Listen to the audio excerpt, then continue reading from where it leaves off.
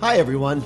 Welcome back to Off the Rak, conversations on transformative leadership with yours truly, Walt Rakowich. If you're new to the show, hey, thanks for joining us. And if you're returning, welcome back. In business, having the right strategy is important, but without the right people in the right roles, you can forget about execution. So today, I'm thrilled to have Jennifer Trzepacz on with us on the show. Jennifer is a people guru, as I like to say. She worked for 8 different tech companies, including Lithium Technologies, Salesforce, and Yahoo. And today she's the chief people officer for SymphonyAI out of Palo Alto, California.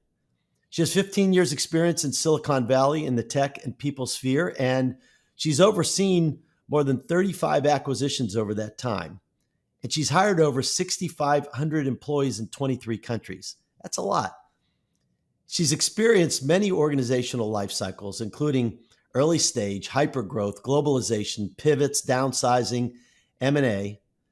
And her HR leadership has led to several best places to work accolades, as well as Business Wire's top 50 women in technology in 2014.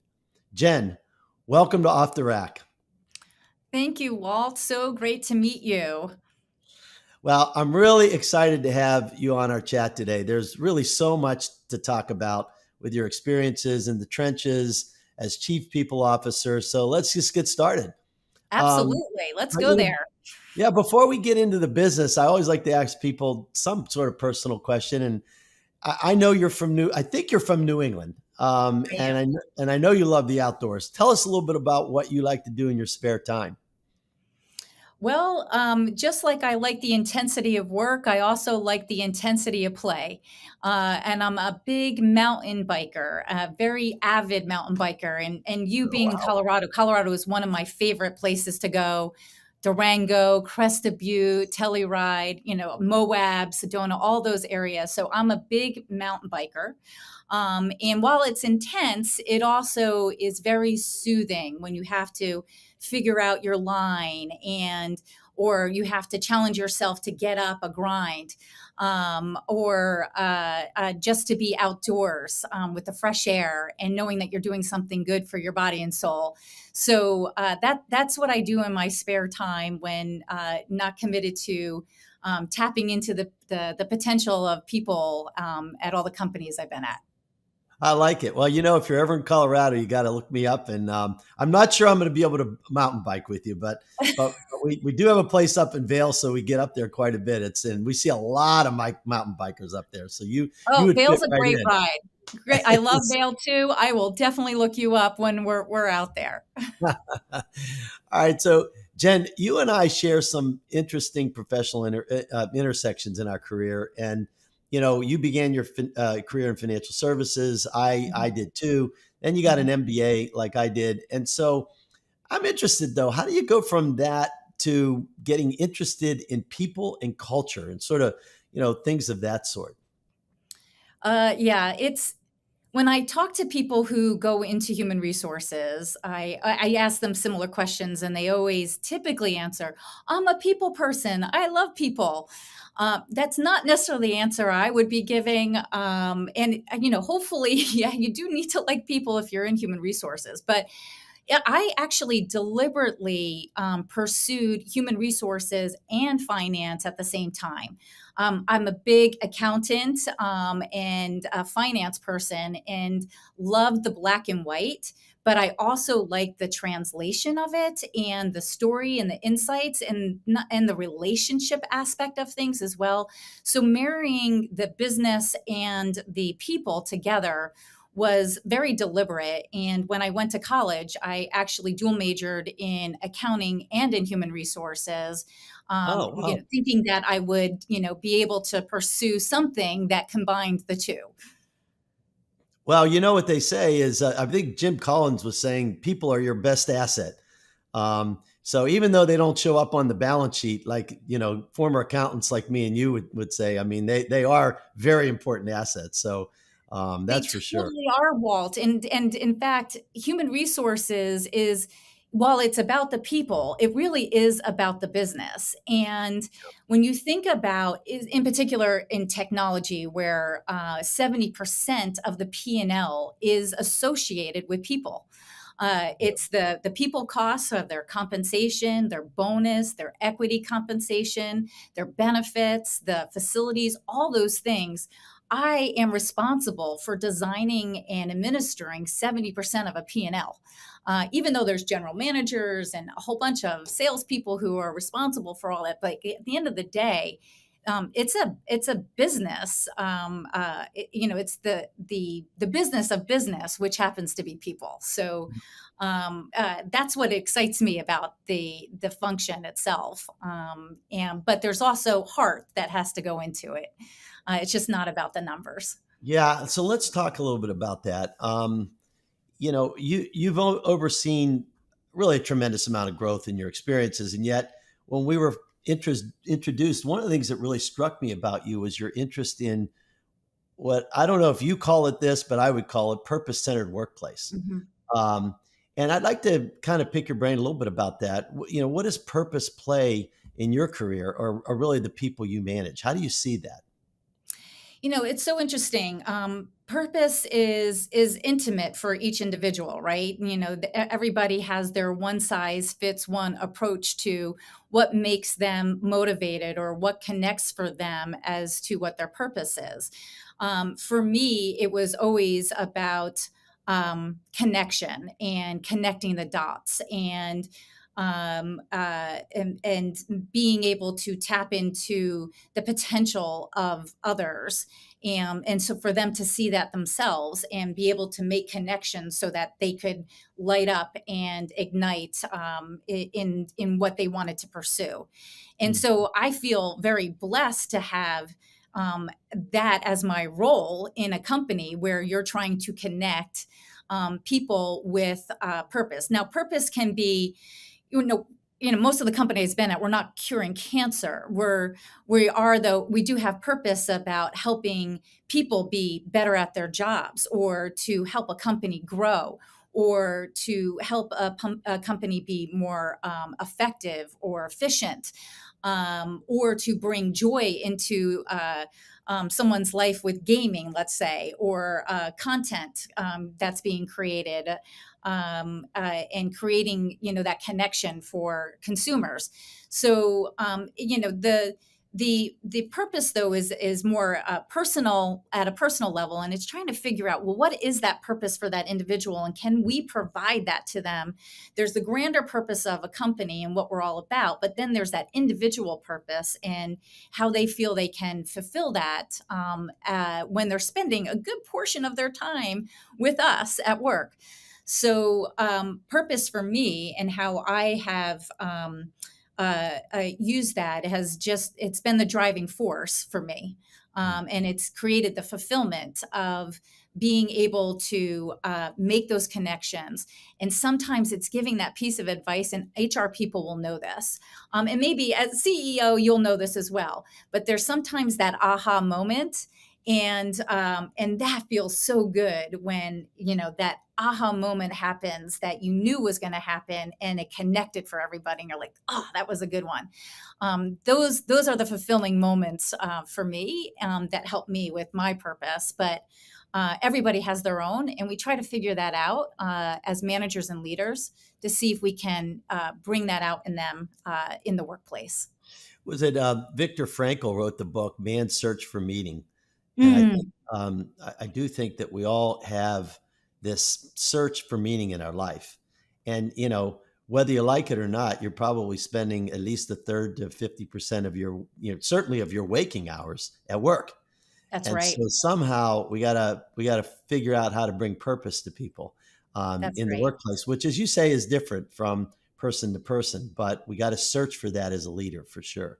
You absolutely do, and that's like a good leadership is going to tap into that and want to tap into that, because then there's a commitment to that person, and to their growth and to their purpose, and having that skin in the game creates a better relationship with the employee for longevity and commitment and pivoting that may be required along the way.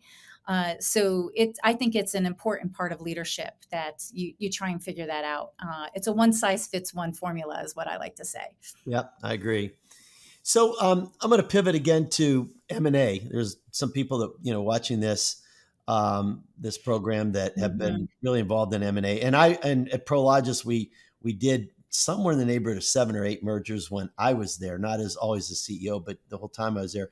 You've had some firsthand experience working through M&A, and M&A is not easy. I mean, especially when you're trying to put two companies together with different cultures and all that good stuff. And I'm just kind of curious, what are some of the learning experiences that you encountered relating to kind of putting two cultures together and then trying to improve what you got collectively?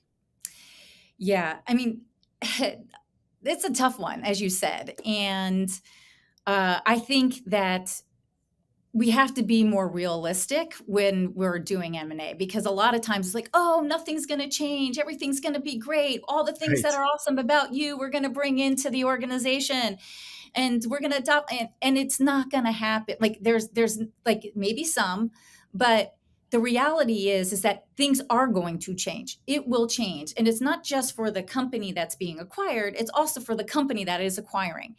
There is going to be change that's happening, and instead of saying, oh, let's it's everything will be stable, we're going to be okay, nothing's going to happen, it is. And I'd rather be upfront about it because that is showing authenticity, that is showing being real and pragmatic Yeah. instead of setting false expectations, because when you do that, then employees are really disappointed when things don't happen. When you made some of those commitments that they said it wasn't going to change, or they said we were going to keep these things and it's not. So then you lose credibility, you lose some trust that you then have to rebuild.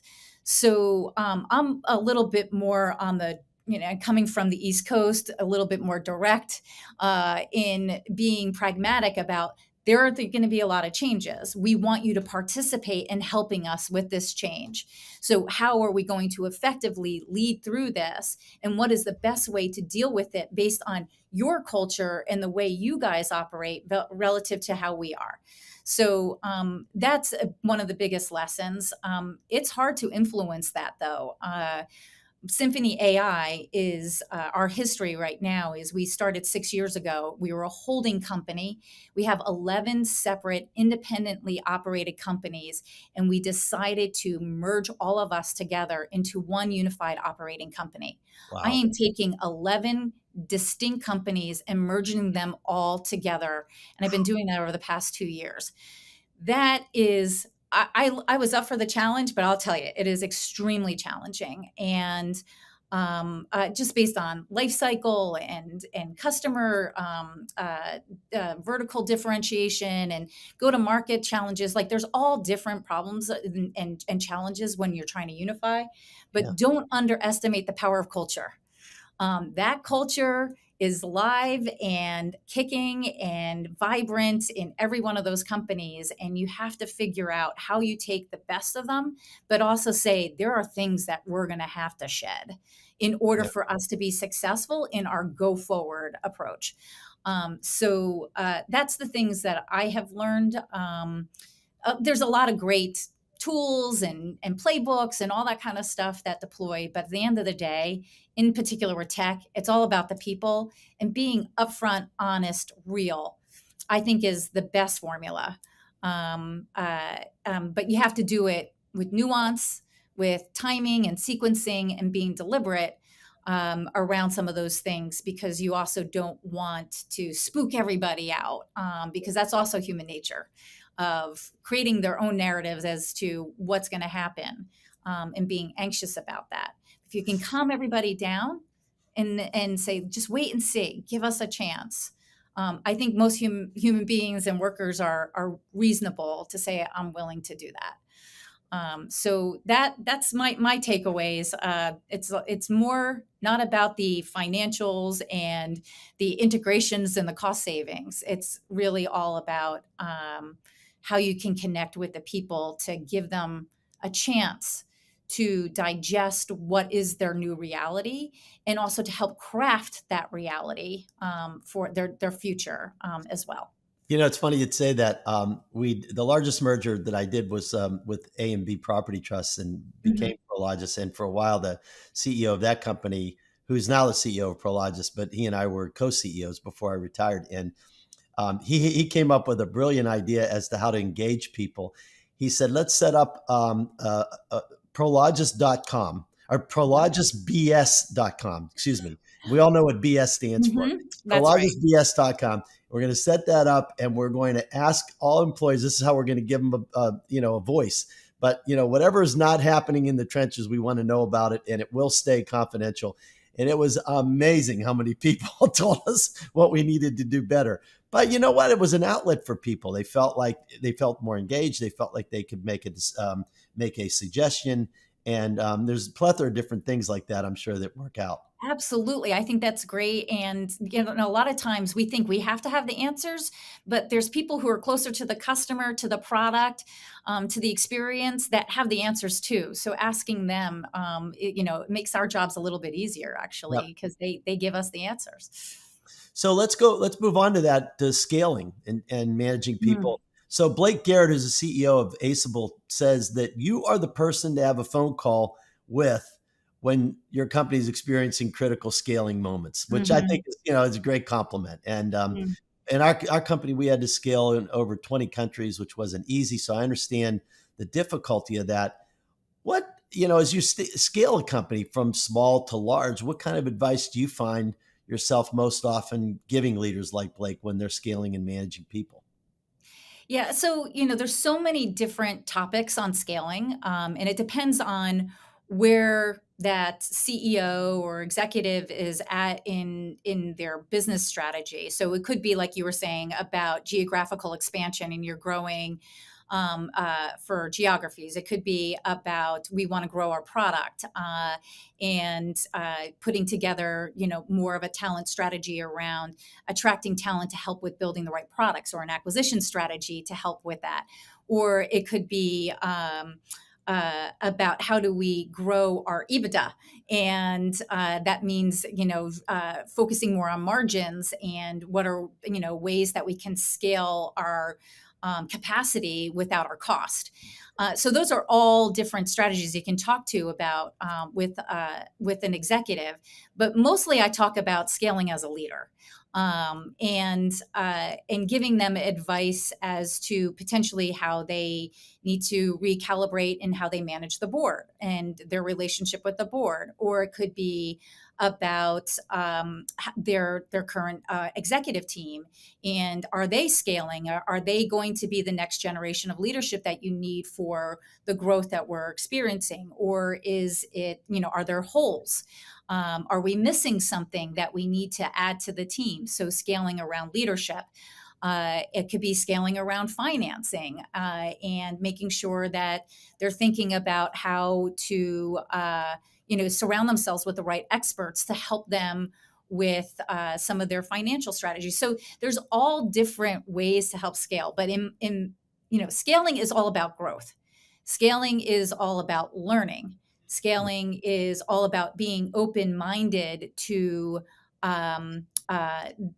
ideas, and it's also not about reinventing the wheel. There are so many people who have experienced similar scaling challenges. And so it's also connecting them with resources. And I'm sure as CEO, even though you had co-CEOs at one point in time, but as CEO, it's a lonely job. So you want to have other people to talk to share that. And so that's what I help him with, is connecting him with the right resources, giving him confidence, being a contrarian, poking holes into his ideas to make sure that he's just it's such a sounding board to say, am I being thoughtful around this? Am I being thorough around this?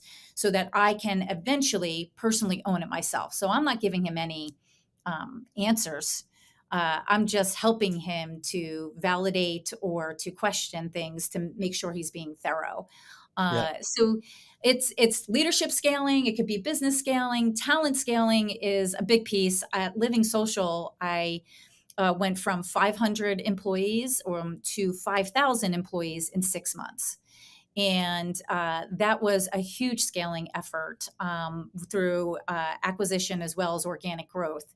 And that we lots of lessons learned there around scaling your organization that quickly and trying to keep the quality of talent the same, preserving that quality of talent that you wanted to bring in as a living socialite into the company.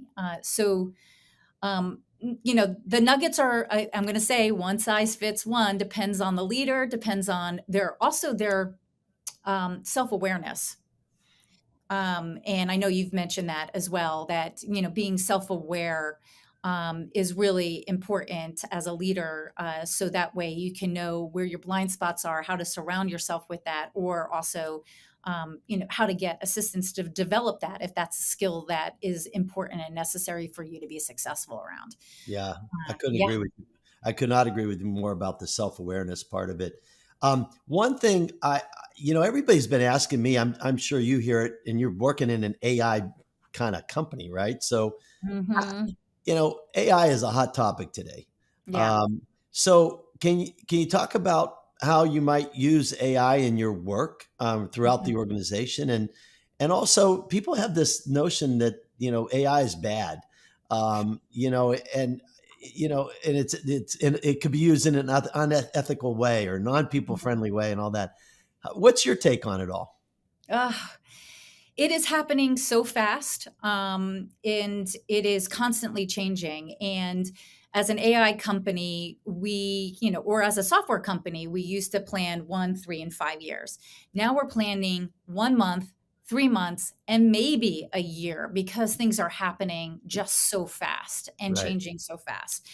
So, AI has created velocity. AI has The World Economic Forum says that 85 million jobs will be eliminated because of AI. That's bad. But there are also going to be 95 million new jobs created because of AI that we don't even know about yet. That's good. So this is really about us being relevant, upskilling and reskilling ourselves. Like, it's a learning moment for all of us that AI is helping us to accelerate our learning, not only about tech, because AI is going to commoditize a lot of the transactional activity and even insights and some of the thinking, but it is not going to replace feeling. It is not going to replace relationship. So EQ is going to become more important. So I view AI as something that is actually going to enable humanity to get back into the equation of work and the world. And the reason for that is right now we all, you see everybody at the restaurants typing away, not talking to each other because we're so engrossed in our tech and our phones and our even just our work and on the weekends and everything. And now we have AI that's going to come and deal with a lot of the transactional activity that we're so consumed with, that we're going to now be able to lift up our heads and we're going to be able to look out and we're going to be able to see the smile on the face and the interactions and connect with people more. And so I think AI is going to help us become a little bit more human again. Oh, this is great.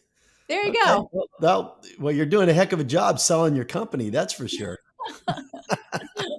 Well, I did it before in venture. So when I was in venture before I joined SymphonyAI, that was our focus, and we wanted it to be purpose driven as well. So we invested in AI powered companies that were for female backed in education and in healthcare and things of that nature. So had a little bit more purpose driven at the macro level to help with that. So it runs in the DNA. It's been there for a while. So you just mentioned in talking about the AI piece of it, you just mentioned EQ. Yeah. Um, and I mean, I've heard you talk about the importance of both technical skills and soft skills, and that soft skills matter, you think, even more in today's virtual and globally distributed environment. Um, I kind of had a similar aha moment about EQ versus IQ, or even TQ at Prologis. But can you talk a little bit about the soft skills? Do you, the soft skills that matter that you've seen in team leaders who do the best? I'm kind of curious as to how you think about that. Yeah, I mean, I think of it as there's a generational, we have multi-generational representation in our workforce. And what I have noticed is that there can be something really powerful if we all join forces instead of, oh, that young whippersnapper, they think they're a financial analyst that's going to be CFO in 2 years. Yeah. They're crazy. And every generation has always said something about the next generation as to, they don't understand or they didn't have to go through what we went through and all that. I would say that what I'm observing around EQ with the earlier professionals that are joining the workforce is they're clearly tech savvy, clearly very efficient as it relates to getting a lot of things done that other generations have a different learning curve or adoption rate around. But what I also notice is that they don't know how to read a room. They don't know how Mm. to close the loop. They don't know how to say thank you or write a thank you note. Or they'll just do a thumbs up and move on. So there is some ability for us to teach the early professionals some of these etiquettes that have gone a long way and are very personalized and demonstrate the awareness and of that person and helping them with that. And then on the other side, I need them to help me be more comfortable with AI or a piece of tech. Right. So there is this relationship that we can create where you can give me something and I can give you something, and it'll help both of us be better at contributing to the workforce. So for me, EQ, the things that I see is leaders who are recognizing, who are allowing people to be their authentic selves by nurturing them, by having empathy, by communicating very clearly their goals and what they're expecting. But then it's not about micromanaging. It is letting them be empowered to do what they want to do. So I talk about what you need to achieve and being explicit as to that and what outcomes I'm expecting. But how you go about doing it, you need to have that freedom. You need to have that creativity. You need to have that ability to figure it out for yourself. And of course, if that freedom results in bad outcomes or no result, that's when there's more feedback and nurturing that happens to get them back on track. So those are some of the things that I see from team leaders that are just really good at it. And I think you mentioned a word in it's transfluence is Excellence. Yes. yes. I use the word fluidity. Mm. But like having that fluidity and being like more dynamic and fluid is a real attribute. And if you're rigid and stagnant and stuck and structured, it's not saying you can't be successful, but you have to figure out how to absorb and be more fluid in order to navigate this highly dynamic world that we're now in, that is very interconnected and very relational, even if it's a digital relational connection. Yeah, I was going to say, do you think we need to be face to face? Then I think everybody's got a it's a different lost view art. on it. Yeah, it's kind of a lost art. But I mean, do we need to be face to face in order to influence each other that way? No, I don't think we need to be face to face, but I think we need to have it every once in a while. It doesn't need to be 9 to 5, Monday through Friday. Right. But I do think that as human beings, we need to have personal connection. And And that connection, yes, can be digitally, but there is something about the power of when I come into the office, and we have just every Mondays we come in, so we can kick off the week. It's only one day a week that we have that everybody has to come in. And there, my door is revolving. It's just people who want to talk and share and connect. Mm. And that's an important part of just being, humans, is we're social creatures. So we can get it in many ways.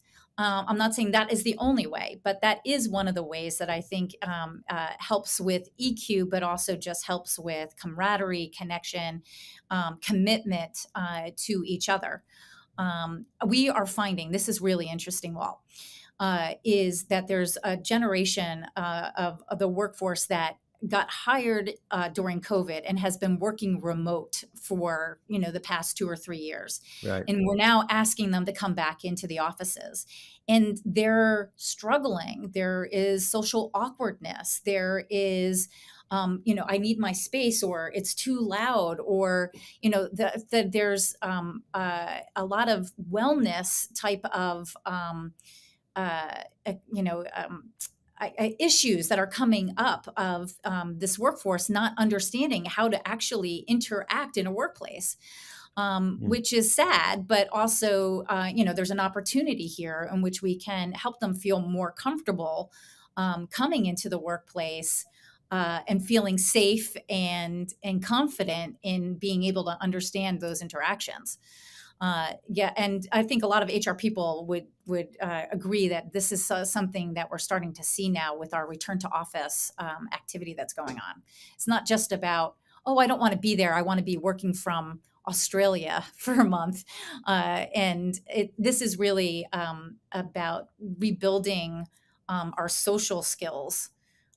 Whether it's a newbie or even those that worked, that are seasoned professionals, it's refining ourselves again of like, oh wait, I need to brush up a little on that, because I'm a little rusty at it now. So that is something that EQ will help with us feeling comfortable Do getting you back into that. Do you think that employee engagement has actually gone down for most companies during the period kind of post COVID?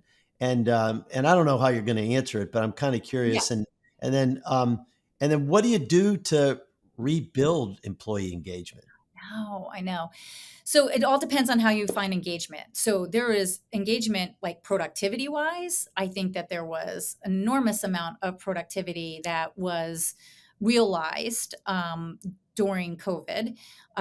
In that, you don't have to physically be in the office to be productive, and you're also saving on commuting. You're saving on some of the stress. Like there's a lot of different things that were helping with productivity and engagement.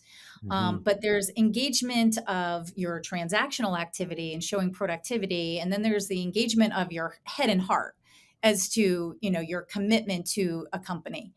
And I do see that that has changed over time, and it's figuring out, and it's going back to that one size fits one formula as to what is meaningful for you to have a relationship with your employer, and what are the things that are going to connect with you, that have the right, that connect with your meaning, that connect with your goals, career goals, your financial goals, your wellness goals, your family goals, whatever those are, that balance that you want to have, that integrated life. What are those things, and can we provide that to you? And so that's the responsibility of leaders and managers, is to figure that out. Now it's at the end of the day, when we're creating a culture, there are things that we have to create for Symphony.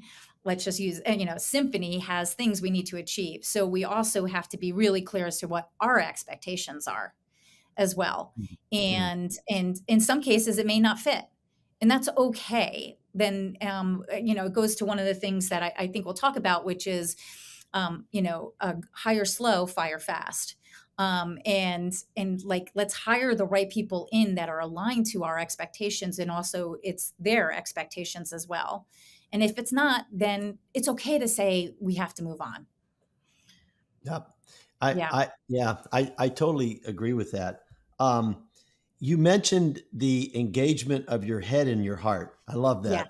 Um, so I'm just going to ask you one other question, Yeah. and it's really the ultimate engagement of your head and your heart. Hmm. I ask all my guests this in the end, and that is, um, what do you, I think gratitude is really a vital practice. And I know that you're not talking about this necessarily, or haven't really talked about gratitude today, but I'll tell you what, Jen, for a former accountant, you know a heck of a lot about people. So, and I think, I've found at least the people that have, great hearts and great heads also have great gratitude towards things that happen in their life. Yeah. I'm just curious what you're most grateful for, Jen. I am grateful for everybody who has been part of my life that has influenced me to be a better person and who has also tolerated me when I wasn't that great of a person. And that helped me to be where I am today. Because and I'm grateful for me for being able to be a continuous learner and to always surround myself with people who can help me. I'm grateful for all of those people that just enrich my life every day and that I get to learn from and feel blessed that they are behind me. Yeah, So that's what I'm grateful for. I think that's great. Who was it? Somebody said it takes a village to raise to raise each individual, right? It And it sure really does. does. It really, really does. Well, I'm It going to sure tell you does. something. I have really, really appreciated you being on today. You got some great nuggets of wisdom, and I'd like to thank you for joining me. And I just tell you, I'm grateful to you for being on today. And so, thanks so much, Jen. Really. Yeah, Walt, it was great to connect with you, and glad that we were able to share some of our nuggets and our values, and hopefully it's useful for your listeners. Very useful. And I'd like to also thank all of you who made the decision to join us today. I hope you really enjoyed Jen's insights on leadership from the view of the Chief People Office, working in teams, influencing culture, all those sorts of things. And I'd like you to make sure you keep an eye out for next month's episode of Off the Rak, which will be in my LinkedIn newsletter, Off the Rak Plus. You're going to find previous episodes, resources, transcripts, all that. Next month, we're going to have Gary Gilliam on as our guest. Gary is a former NFL lineman for the Seattle Seahawks and the San Francisco 49ers. And today, he's really, really making a difference in the inner city through his work at Bridge Eco Village, which is an organization that he founded. We're going to talk about his leadership. We'll talk a little bit about the NFL, but mostly about his leadership and the lives that he's changing in the inner city. So make sure that you tune in. And so until then, I just want to encourage all of you to be human and to find a way to have a positive influence on somebody around you each and every day. Thanks, everybody, for being on.